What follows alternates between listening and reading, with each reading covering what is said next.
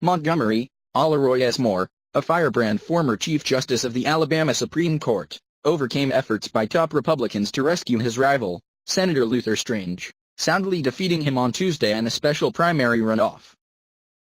The outcome in the closely watched Senate race dealt a humbling blow to President Trump and other party leaders days after the president pleaded with voters in the state to back Mr. Strange. Propelled by the stalwart support of his fellow evangelical Christians, Mr. Moore survived an advertising onslaught of more than $10 million financed by allies of Senator Mitch McConnell, the majority leader. His victory demonstrated in stark terms the limits of Mr. Trump's clout. Taking the stage after a solo rendition of How Great Thou Art, an exultant Mr. Moore said he had never prayed to win this campaign, only putting his political fate in the hands of the Almighty.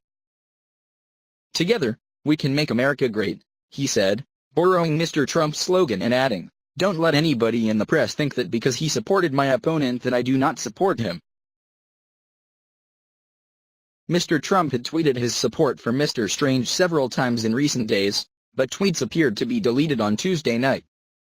Mr. Trump offered congratulations to Mr. Moore in a tweet.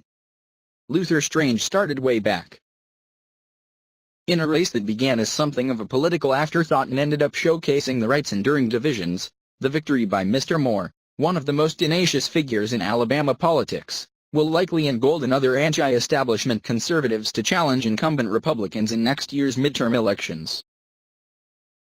And more immediately, the party will be forced to wrestle with how to prop up an often inflammatory candidate given to provocative remarks on same-sex marriage and race, all to protect a seat in a deep red state. Mr. Moore's incendiary rhetoric will also oblige others in the party to answer for his comments, perhaps for years to come, at a time when many Republicans would just as soon move on from the debate over gay rights. On December 12, Mr. Moore will face Doug Jones, a former federal prosecutor and a Democratic nominee, in a race that will test the party loyalties of center-right voters who may be uneasy about their nominee. It may also reveal just how reliably Republican the state has become in the quarter-century since a Democrat last won a Senate election here.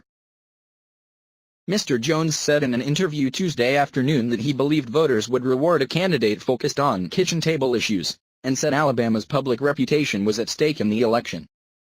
"People are tired of being embarrassed in this state," Mr. Jones said.